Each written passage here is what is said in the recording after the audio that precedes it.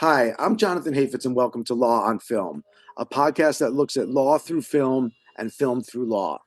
This episode, we look at No Other Land, the 2024 Oscar-winning documentary that shows the brutal destruction of a Palestinian community in the occupied West Bank. The film, which was recorded between 2019 and 2023, is told through the story of Basel Adra, a young Palestinian activist who's been protesting the Israeli army's destruction of homes and eviction of villagers. Basel Adra is assisted by Yuval Abraham, a Jewish Israeli journalist. Basel and Yuval are also two of the film's four directors. To Basel and other Palestinians, the Israeli army is destroying their homeland. The Israeli army, however, counters that the inhabitants are on the land the military needs for live fire military training, and that the evictions have been duly authorized by Israeli courts. The situation turns violent. We see, for example, Adra's cousin being shot by Israeli soldiers in the days after the October 7th, 2023 attacks, and Basel Adra himself is endangered by efforts to record the evictions and protests. The film not only provides a penetrating look at a Palestinian community in the West Bank, but also shows how the plight of those being forced off their land there, with literally nowhere else to go, contains a larger message about the continued frustration of Palestinian desires for a homeland.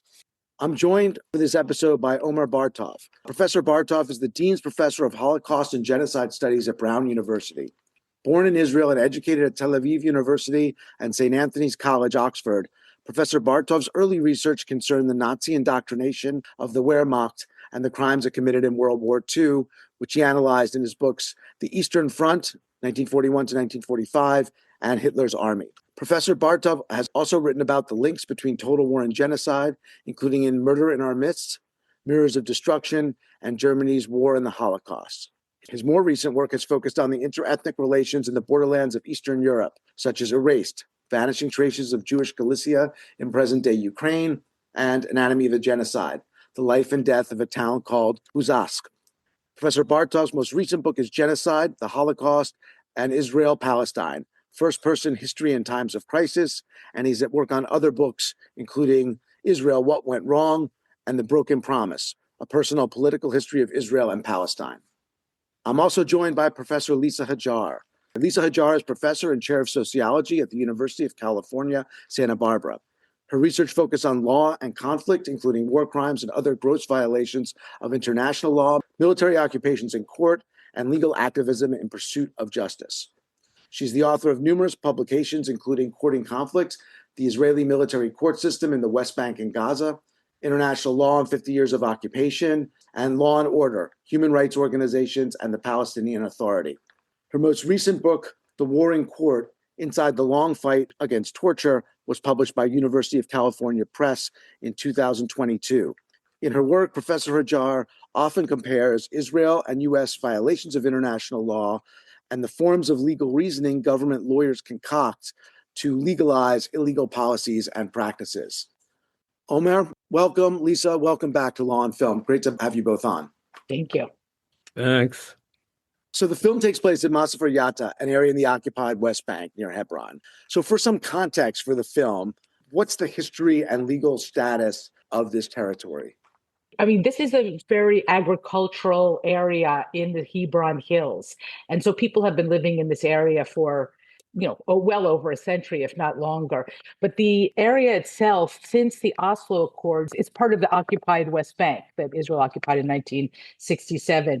But as part of the Oslo Accords negotiated in 1993, which one of the outcomes was to divide the occupied territories into different forms of jurisdiction. And essentially, the largest portion is called Area C, in which Israel claims complete and total control. There's Area A, which is Palestinian towns, and then Area B, which is some villages. But in Area C, which is under complete Israeli control, that's where these 13 communities are based. And so, Israel has basically claimed Area C, if not permanently annexed. I mean, it's likely that Area C could be permanently annexed, but it's de facto annexed. And so what's been happening since 1999 when Israel began sort of the process of trying to evict people from these communities and declaring the whole area a closed military zone. And so that's been since 1999. That was sort of the beginning of what really gets depicted in No Other Land. But it really escalates, over the years, increasing efforts to just forcibly remove these people on the claim that it's needed for military purposes. And so Israel and the Israeli soldiers cite the Supreme Court ruling from 2022. So how does that play in terms of what Israel or the IDF's position is? Since 2000, the year 2000, that was, when the order to sort of start evicting people the previous year, a judge allowed them to return in 2000. And then for the next 22 years, there were efforts by the military to force them out, and there were then injunctions, against that. But it was this May 2022 High Court decision that basically said that, in fact, the residents of these areas are not permanent. So their status and rights in the land was unrecognized. And so that then, sort of triggered moves by the military to sort of fast track the permanent demolition and destruction and eviction of all the populations. And I just would mention what's been happening recently. I mean, this is sort of like a postscript to the film. In June 2025, the army, was sort of targeting one of the 13 communities and demolishing everything. And this has been ongoing, but, homes, tents, caves, water facilities, etc. And then on June 17th of this year, it was actually during the war in Iran, Israel's war on Iran, the Israeli government submitted a letter to the High Court asking for the destruction of at least 12 of the villages and the expulsion of those inhabitants. And then on the following day, the Civil Planning Bureau, which is an Israeli military body that sort of controls land use, basically decided to reject all Palestinian building permits in what is called, the whole area is called Firing Zone 918. And so now demolition orders are being fast-tracked and Palestinian building permits are being rejected, including ones that were already authorized. So we are really seeing in just recent days what may be the last chance for Palestinians to stay on this land. I mean, it is a full-on, expulsion operation to destroy and expel everybody from the area. I just want to add something to the sort of larger context of this, which is, there's a book that just came out in Israel by Michael Sfard, who is a well-known civil rights lawyer, very impressive guy. And in the book, he describes how, among other things, how the Supreme Court of Israel, the same Supreme Court that Israeli citizens demonstrated en masse to protect from the judicial coup between January and October 2023, which is actually ongoing, of course, this so-called overhaul, that Supreme Court is the court that, while saying that it could not rule on the case of the occupied territories because that was a political issue that was yet to be determined, actually created the legal apparatus that facilitated the settlement project, including creating a kind of status, a legal status for extraterritorial Jewish citizens who live in the West Bank.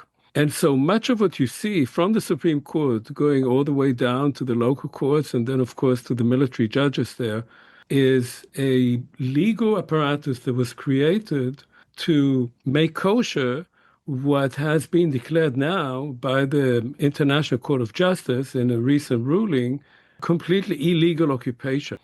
And that's just to underline the fact that all this legalese that is going on, including the declaration of areas of training that are needed for military use, is simply verbiage that is used by both military and legal authorities to sanction the expulsion of people from their land and then taking that land over by the state and handing it over to settlers. That's not something that was invented after 1967. There are, of course, major precedents of that from 1948 onward. The entire military regime that was imposed on Palestinians in Israel and Palestinian citizens in Israel between 1948 and 1966 was based on the same idea of taking land away from them, declaring military training areas, and then handing those areas to civilians. But since 1967, this is being done in what is considered in international law as occupied territory. And so all of this, there's a sort of legal discourse of that within Israel in an area that in international law, everything that happens there by settlers is actually illegal. Absolutely. And one thing I would sort of stress for listeners to appreciate is the sort of, as Omer just mentioned, like there is a legal distinction between the occupied West Bank and Gaza and inside of Israel, although the practices are in a sense identical. But it was a guy named Meir Shamgar who ultimately ended up as the Chief Justice in the High Court of Justice. But when he was the military advocate general before 1967, he basically came up with this idea. He and there were some other thinkers, but it's a way of reinterpreting the law. And so the argument that basically all of Israeli legalistic discourse has been built on is that the West Bank and Gaza are not occupied because they were not sovereign territory of any state in 1967. So the original claim was that they're administered territories. And therefore, Jewish claims or Jewish Israeli claims to those areas are not in violation of international law. But that's been absolutely crucial because, Israel has, while Israel was very much, and this one could say this for decades, Israel was very mindful of its reputation, its rule of law reputation. So it was projecting these contrary or contra-legal interpretations, but using the law itself to argue the justification for those kind of policies. And so that sense of saying that, we love the Geneva Conventions, they just don't apply to the West Bank and Gaza. We respect international law and human rights, but Palestinians as stateless peoples living under Israeli administration don't have any claim to legal rights that we are obligated to respect, except for those that we choose to. So that's really set the ground for the legalistic framework. And I completely concur with Omar. And I think, anybody who knows anything about, the way in which the High Court of Justice has treated Palestine over the decades, it's that it is very much a facilitator of Israeli policy, and it facilitates the, and it gives, Israelis, even Israeli liberals, the idea that the government should abide by the law. With the High Court says something is legal, even though it's based on these completely contra-legal interpretations, it just varnishes what is essentially like a deep, implacably erroneous understanding of what international law is and what the states' rights in those territories are. Yeah, and we see that in the film where the Israeli soldiers, I guess to some extent settlers, are kind of saying, we're just enforcing the law, but it's this distorted version of the law as you described. The film zooms in on Masafer Yatta, this communities there. And so how accurate is this, or how reflective is this, what's happening and what's happened elsewhere within the West Bank in terms of, kind of the daily occurrences that go on? I mean, how much can you sort of extract from this generally? I think that, there's been a tension within Israel that's in some ways now, sort of gone.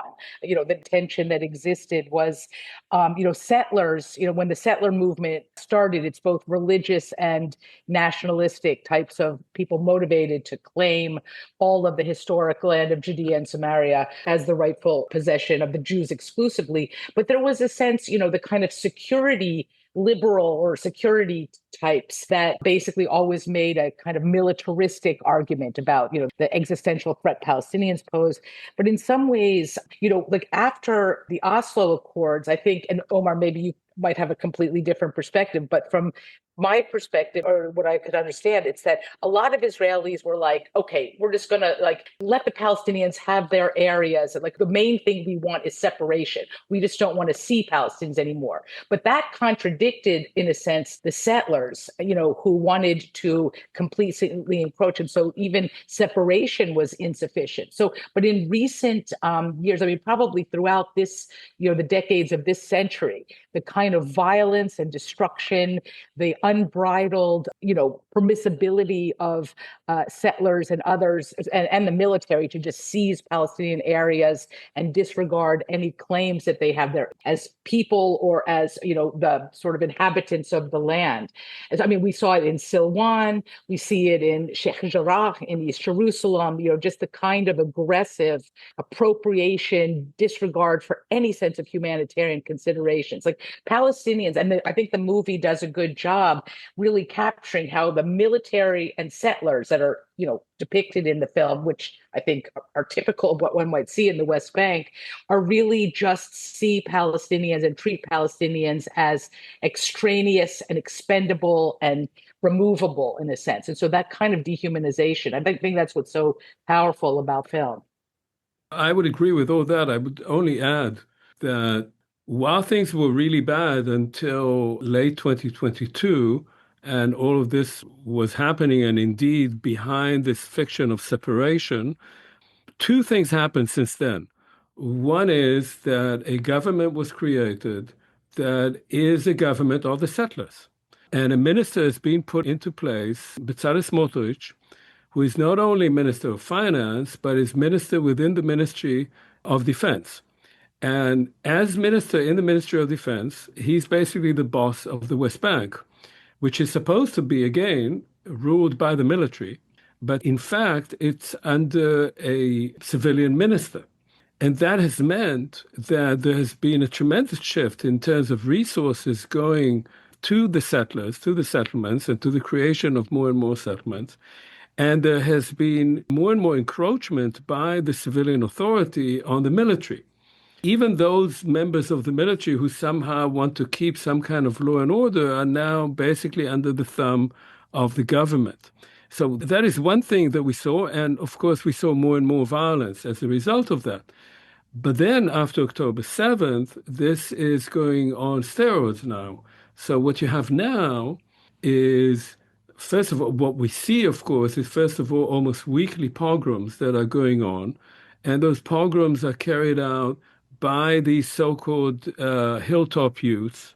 But it's not only them, of course. There's far more of the settlers who are participating.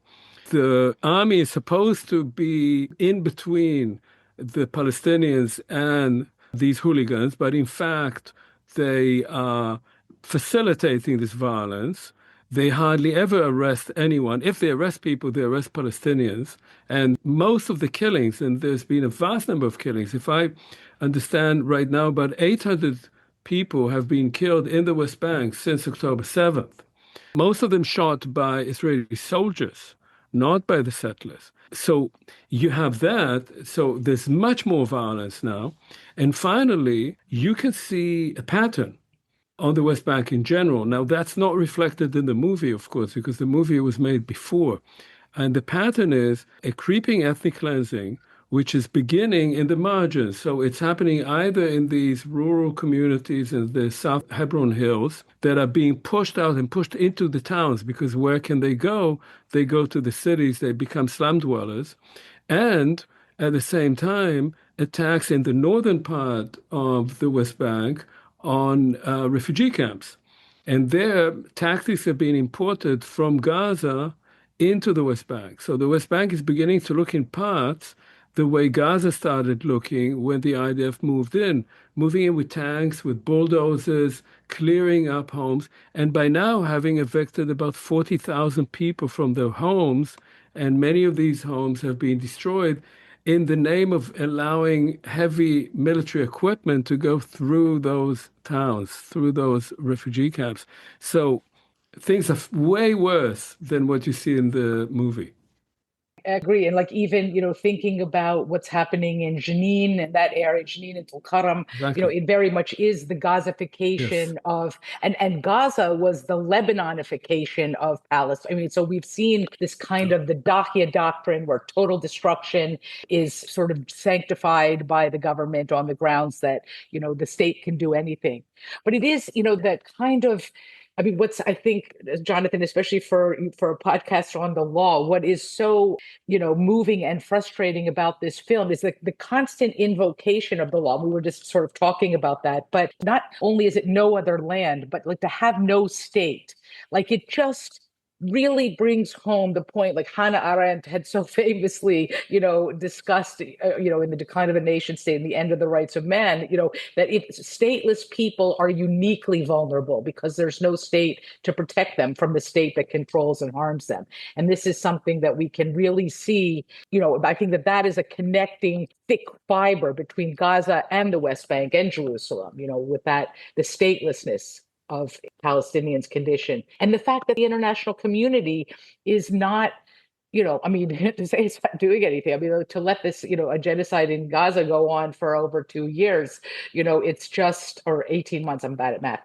it's just unbelievable. I think everybody, us and probably hundreds and thousands of other people, are saying, like, what is going to become of international law in the wake of all of this, and the Palestinians are really sort of the canary in the coal mine of international law's deep erosion, destruction.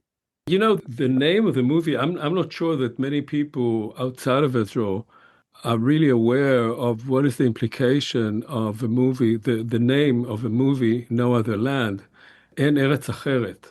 What does it mean? No Other Land is a Zionist slogan. En li Eretz Acheret, I don't have any other land.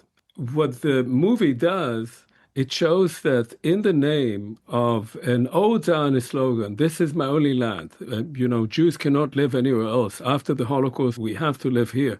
This is my only land. And this was a literary trope as well. The many texts that were written along this thing, of course, means that it cannot be the land of anybody else. And that those people who say, this is my plot of land, this is where my village is, this is where I herd my sheep, becomes irrelevant because it's under, again, a much larger assertion that this is the land of the Jews have no other land. And when you think about it within the larger discourse of the legal issues, that's the fundamental claim in Israel. This is our land, we have no other land. We may or may not, we will try to recognize the rights of some other people who live there, but generally speaking, this is ours, and it's ours because we have nothing else. And you see that entering into all the various legal, philosophical, intellectual discussions. This is what always pipes up. Absolutely. And I think, we see in the movie, for example, like it makes visually apparent the apartheid nature of, Israeli control.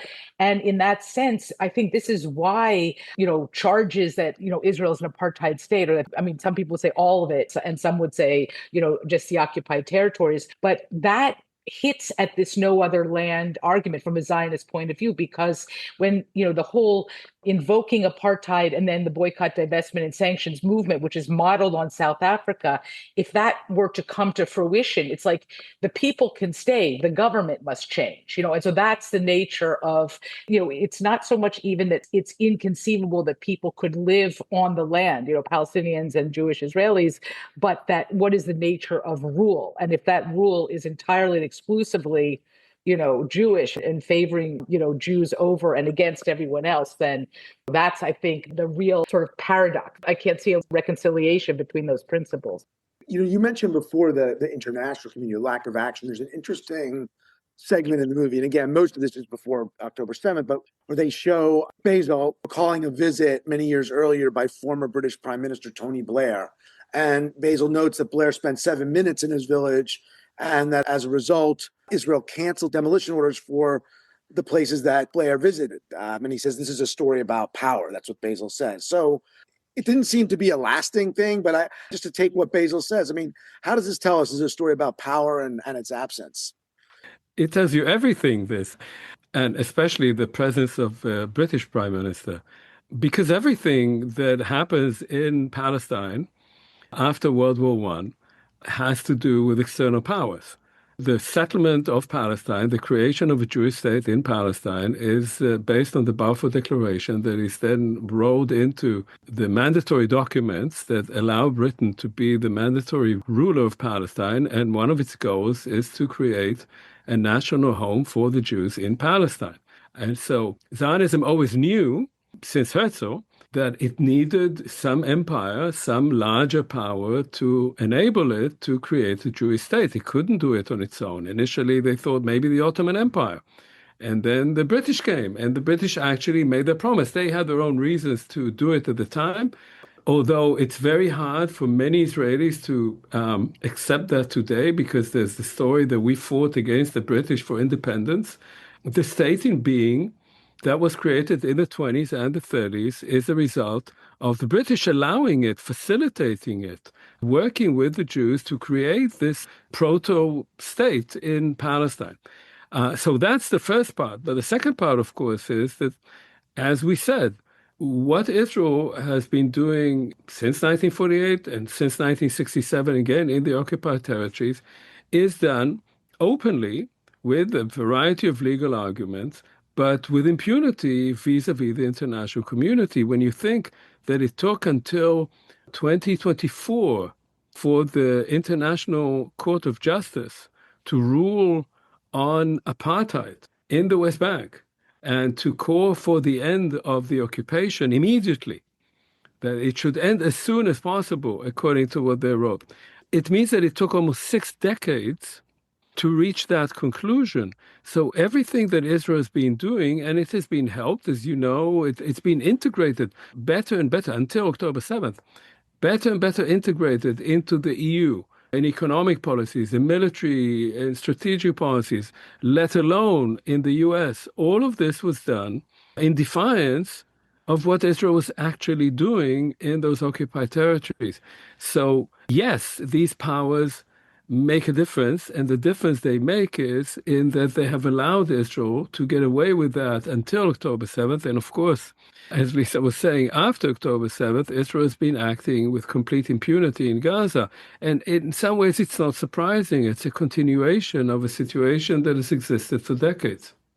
I totally agree. And I think that one of the reasons that Israel, since 1948, but particularly since the occupation, has expended so much sort of intellectual energy creating legal rationales for what it does, like through the reinterpretation of law, was because of the need to appear to be acting legally. Even if international lawyers would disagree with what was happening, the fact that it was framed as legal, unlike, for example, authoritarian regimes that can just disregard the law completely. And that was important because of the importance of, sort of maintaining a reputation internationally. But I think since the turn of this millennium, and with the start of the U.S. war on terror, the kind of Israel and the United States have been mutually emulating each other and benefiting from each other. And the idea that international law cannot constrain security pursuits, and we can put security in scare quotes because everything becomes securitized. But I think that that's become really like a critical issue. And we're seeing now, I mean, not that every U.S. administration, has been sort of never stood up for Palestine, except with maybe the smallest, exceptions of Jimmy Carter, but mostly after he was out of power. But you're really seeing the kind of carte blanche that Israel can have has always been, important. But now that carte blanche is a carte blanche for openly disregarding and violating explicitly genocide, the Convention Against Genocide, et cetera. And the United States government now has no leg to stand on because it too has completely shredded the understandings of international law that are customary in the world. Yeah, I should say, that I think potentially, I mean, we don't know, of course, what will happen in the future, but potentially this Israeli argument that was so important for its international standing, especially in Western Europe and in the United States, that it was the villa in the jungle, right? That it was the outpost of civilization in the sea of barbarism, that it had the most moral army in the world. It was just a wonderful place, a real democracy, that although Israel has enjoyed impunity over these, I think it's 21 months maybe, although it's enjoyed impunity, I think it's by now completely eroded that. I think it will no longer be able to make that claim. It has shredded the law. That has been done with American complicity and European complicity. Germany, Britain, France have all been complicit in that. But I think that the violence has been so out of bounds, has been so different, so extreme. And the indifference to any rules, to any laws, to anything at all, the sheer power, I think, may make going back to that situation, which was much more convenient for Israel, this sort of slow takeover that always appears legal, may not be possible anymore. Not least also because while Israel already had clearly an apartheid regime in the West Bank, Gaza was a somewhat different animal, of course. The most likely scenario right now is that Israel will become a full-blown apartheid state and will become an increasingly authoritarian state where democracy will be the way it is, let's say, in Hungary at best, or in Russia. And that will mean that it will no longer be able to sell itself to Western powers and even to the United States as it had done so successfully in the past. Now, that may take a long time, but I think that facade of legality, if we're talking about law, that facade of legality may have been irretrievably eroded. I mean, I think that Netanyahu and Trump, in their own different ways, are disregarding, like, Palestinians are expendable. That's not new for Israel, but the United States at least tried to play lip service with previous administrations to the idea that you can't just, evict Palestinians wholesale or kill them, indiscriminately. There wouldn't be anything to stop it, but there would be a sense that it wasn't okay unto itself. And then you get the Gaza Alago plan, the idea that Palestinians can just be moved, that they are just, movable. This is something I think that really resonates with no other land. The idea that these Palestinians, it doesn't matter where they go, they just have to go away from here. I think we're seeing, this particular moment is a very perilous confluence of two fully blown authoritarian and contra-legal rulers. One effect, I think, is we've seen this across a number of different areas under the Trump administration, but the crackdown on free speech in the United States, protests, other things around Israel's actions. And just to look at the film itself, the film is not available in the United States. It was shown in Film Forum in New York City, where I saw it. It was shown, I know, in Los Angeles, but outside of those handfuls, you cannot watch this film in the United States. I mean, you can't watch it in university environments because universities are afraid of showing it. But I mean, you can't even get it. I mean, absolutely. I saw it in a theater, but when I was trying to rewatch it before this podcast, just so people who are listening can understand, the only copy I could find after hunting everywhere was a bad version on YouTube because, for people in the United States, you can't even buy the film. It's on sale through Amazon and other things, but only in Europe, or at least in the UK. I don't even know where else, but it's absolutely impossible for an American to access a copy of No Other Land. Yeah, I mean, the joke is that the easiest way to watch it, which is how I watched it, is to watch it through local call, which is an Israeli news outlet known as Plus 972 in the English version, and get an Israeli server. So you can watch it in Israel easily, but you can't watch it in the United States. That's the madness of it. But more to the point, I would say, again, when you speak about the law, the legal apparatus that was created to facilitate also shutting down any criticism of what is happening in Israel. When you saw what happened last spring with the use of arguments of anti-Semitism, allegations of anti-Semitism, to stop any protest against genocide in Gaza, and you think the law was directly invoked. I mean, law enforcement was on the ground in full force. Universities said that their students were breaking the law. They were using public property. Students were not allowed to return to campus to receive their degrees. There was huge punitive policy from one campus to another to shut down speech. When you think that the extent to which this sort of facade of legality that allowed violence and expansion and oppression of people in Israel was imported to the United States, not only to stop protests against Israel. But once you discover that you can do it, why do it only about Israel? You can do it about anything, any protest against anything that you find unjust in your own society. That's a really scary scenario that the U.S. is not only facilitating what Israel is doing, but is importing Israeli concepts, ideas of how you create a sort of legal facade for silencing people and not allowing them to protest against oppression. The film, in addition to these sort of larger issues, it's also a story about friendship between the Palestinian activist Basel Adra and Yuval Abraham, the Jewish Israeli journalist who helps him.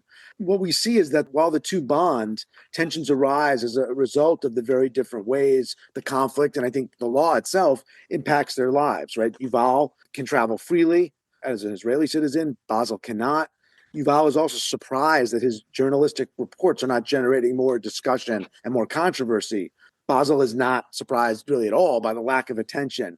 So what is their relationship and the depiction of it tell us about the Israel-Palestinian divide, divergent perspectives, and even the legal background?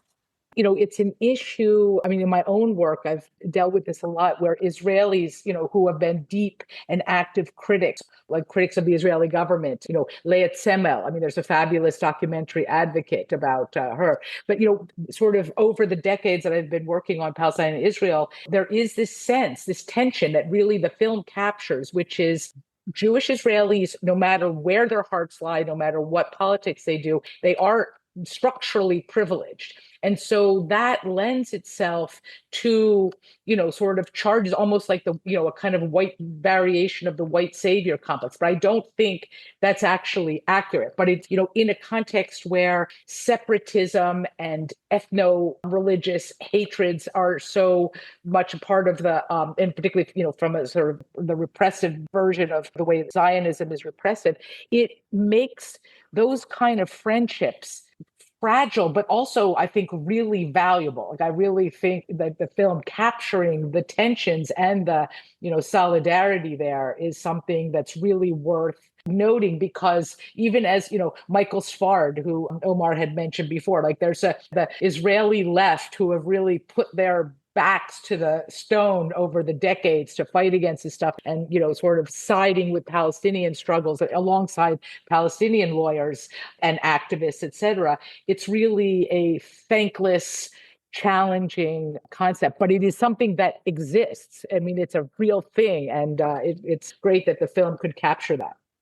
Yeah, and I should just add that as far as I know, Yuval Abraham doesn't live in Israel anymore because he's been under threat. And so while Basel was, or one of the other filmmakers was attacked in his village, and of course that's the real sort of showing who is the boss. For people like Avrami and others, if they keep speaking out, they may not be able to stay in Israel. I know that Michael Sfard may not be able to continue his work because they need money they basically need support from elsewhere, from outside of the country, financial support.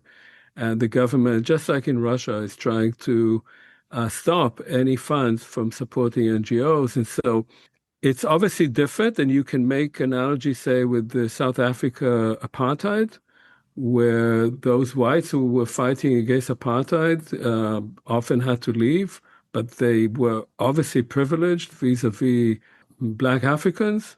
In Israel, being now an activist, a Jewish Israeli activist, is your field, your area of operations is getting narrower and narrower.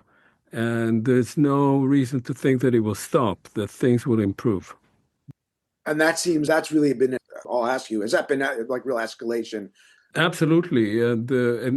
And there's a lot of violent rhetoric, but now you also have, look, I mean, the police has become increasingly a sort of instrument of Ben Gvir, acting like a militia, and speaking about the law, not only the enforcement of the law, but the law itself. All indications are that the judicial system in Israel is bending increasingly under the pressures of the government.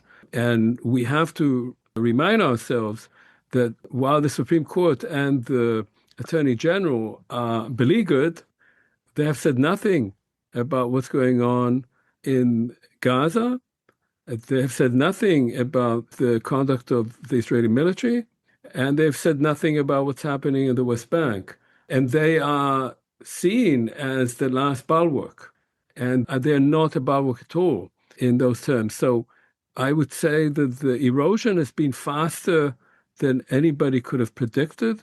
The Supreme Court, by the way, has been taken over increasingly by conservatives and settlers.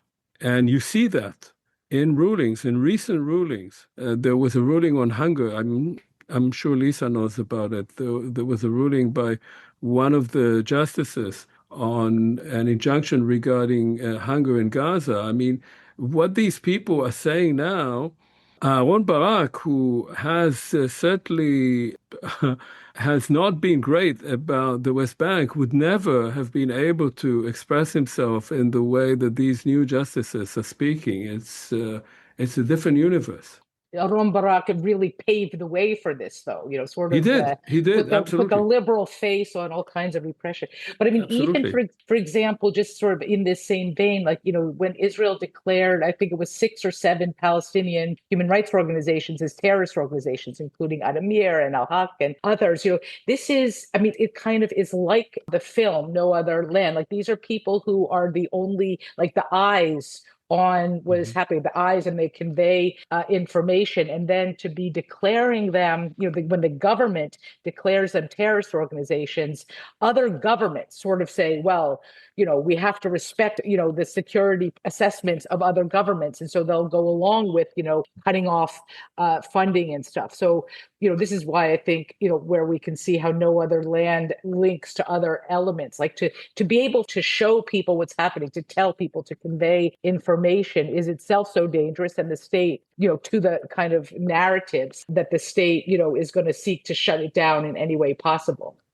I think the idea of narrative is important, right? And it's interesting. I think Basel, right? He's actually a law school graduate, right? Or was in law school. He's not a filmmaker, but as he describes it, he studied law. He lost hope in it, in his words, right? So instead, he goes to film. He keeps a camera with him. He starts documenting what's happening in the hope that the images and the film will spark change. And what he says is, at one point, if we're active and we document what's happening on the ground, it'll force the United States to pressure Israel to stop the expulsion.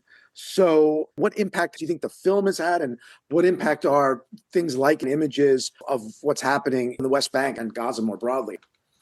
One of the things I study is lawyers. And it's always interesting because lawyers often, like Basel, feel that the law doesn't do what it should be doing to help and protect the people. So I think he articulates that idea very clearly. But like legal struggles, documentation and like telling stories, narrations, it's sort of the longue durée. I mean, we don't know, as Omer had said before, we don't know what's going to happen. I mean, it doesn't look good, but, in a sense, there is a certain value to fighting, because without the fight, you can imagine how much worse it would be. But it's also, I mean, I oftentimes tease my lawyer friends because they say that I love the law more than they do, which is true. I mean, that I always sort of analogize lawyers to like trench warriors, and then sociologists are up on the mountaintop. It's like we can see the value of legal struggles, even if it's not what lawyers would think. Like winning, thinking like a lawyer means thinking like, if I'm winning, my work is valuable. If I'm losing, my work isn't valuable. But that's not necessarily the only story.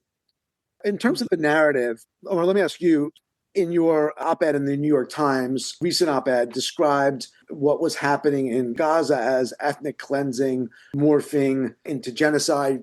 Talked a little bit about that before. What insight does the film, which is not, again, it was made mostly before Gaza, tell us about that? Well, look, I mean, first of all, it tells you about the general context. The general context, one thing that in my last 2 visits to Israel, I found so striking was how Israelis of different opinion, and I don't know too many right-wing Israelis, so people are center, left of center, left wing, were completely indifferent to what was going on in Gaza. And part of it had to do with what happened on October 7th, but part of it had to do with what the film shows. And what Lisa was saying earlier, there has been a separation, which is best indicated by the separation, by the barrier, right? That's the sort of symbol of it. whereby most Israelis don't really have much contact with Palestinians and don't think about them. So there was a complete normalization of the occupation. But of course, there was constant friction. And where does the friction come? It comes when nice Israeli boys and girls who might be sitting around with you in a cafe and being very cosmopolitan and sophisticated and well-traveled, put on their uniforms and go to break into people's homes at 4 in the morning to show that they're the boss in occupied territories. And so there has been a growing and a creeping over generations, a creeping dehumanization of Palestinians. And that you, of course, see very much in that film in a kind of what I like about it very much. It shows you one place, and that one place is sort of micro history. That's the book that I wrote on Buchach. This micro history, you can understand from that a lot. You can see, and in the film, you see it through uncommon eyes for Israelis. Israelis might see it through the eyes of one soldier who may be a bit troubled, his conscience may be, but you see it through the eyes of Palestinians. You see how they experience that. They couldn't care less whether this soldier has some heartburn for what he's doing. That's what he and she are doing to them. And what you see in Gaza is a vast expansion of that. But it begins with that very idea that those people should be on the other side of the fence. They certainly should not come out of it, certainly not bearing guns. And we don't expect them to behave in that way. Part of the shock of October 7th, beyond the fact that hundreds of civilians were massacred, is that Hamas managed to do it. The IDF couldn't get control of the territory for a couple of days. People don't talk a lot about it because it's inconvenient, but there were hundreds of soldiers killed. They took over military bases. The military commander was hiding in his bunker. So that idea that suddenly those people that you had already, they had a place and you didn't think about them much. You know, all the last election campaigns in Israel, the occupation never came up. It wasn't an issue. And suddenly it exploded. So I think that the film shows you the background of that. Where is that coming from? Unfortunately, it also shows you a likely future, that what you see in that one village is going to happen and is happening in more and more sites. And there's nobody to stop it. There's nobody to control it. There's no reporting. There's no interest. There's no international interest in that. And these people check and they see that they can get away with it, and they do more and more of it. I think that the sense of, I mean, all my friends we've all been active on Gaza, and on Palestine more broadly. I mean, always, but like, especially in this last 2 years, the sense is just like, what do you do with your ethics? What do you do with your passion and your humanitarian concerns and your anger, because it's just, it really is like shouting into a cave or something like that. There's no resonance, in terms of changing things on the ground. But you're right. The one thing I wish, I sort of had wished that the film would have been a little bit more explicit about was the kind of legal history. They sort of invoked the Supreme Court's case and, at some point, or, soldiers saying, well, it's the law. But even to just explain a little bit about that, because I don't know what the reception of the film in Israel has been. Omer, if you have any thoughts on that, I'd love to hear it. But just the sense of like, so people could more fully, it's not just this dehumanizing, destructive thing, but it's also thoroughly sort of seeded by a kind of legal history of control and repression. What was the reception after, for example, after the film won the Oscar? Like, what was Well, the film is seen generally in the Israeli media, and I assume by much of the public, as an anti-Israeli, anti-Zionist, potentially anti-Semitic film, and that's the fate of Avraham. He was portrayed as such. So no, I mean, it was seen as completely false and completely anti-Israeli, and that's it. Now, of course, on local call, 972, yeah, but they have an audience of a couple of thousand people. Even in the parts of Israel where there people are protesting against the Supreme Court, we read about the sort of mass protests. It's got nothing to do with it. Look, I mean, colleagues of mine and myself, issued that petition in August 2023, 2 months before October 7th, on the elephant in the room, where we said all these protests were about, protecting the rights of Jewish Israeli citizens, which I think should be protected, but they refused to talk about the occupation. And if you went to demonstrate there, as I did, and carrying flags against or posters against the occupation, you were told, stand there in the Da Vinci corner in that little street because we don't want you in the mainstream. We wrap ourselves up, and everybody did, in Israeli flags. We are patriots. Don't talk about the occupation. We'll talk about it some other time. That other time came on October 7th. One thing that Omer was just stressing about how, the reception of the film, that it's just anti-Semitic. And this is something that we're hearing constantly, both in Israel, obviously, and in the United States and in Germany and elsewhere, is that criticism of Israeli state violations of international law are anti-Semitic, which, because Israel is a Jewish state, but that then the logical conclusion of that would be, is genocide like a Jewish virtue? By that logic, is, a gross human rights violations, sort of pro-Jewish? That in and of itself is anti-Semitic. Like the allegations of anti-Semitism in criticizing Israeli violations of international law is actual anti-Semitism because it conflates Jews and Jewishness with crimes of the state. You see in defense, you sort of see different levels, right? Genocide being the sort of the third rail, that people who are defending Israel very, that's like, very toxic, right? But you see sort of one is, yes, there may be war crimes.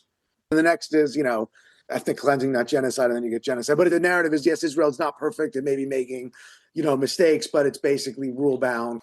Well, I mean, even when Israel, in the immediate aftermath of 67 said this is not occupied territory, it's administered, people who invoked the occupation, that was the third rail. Then when people in the 1990s started invoking apartheid, like analogizing Israeli control over Palestinians to apartheid, that was the third rail. And now genocide is the third rail. So you just see the arguments that any sort of law-based criticism of Israeli government policy just can be, the kind of rage machine can instantly be triggered, and linked to anti-Semitism, however spurious that connection is.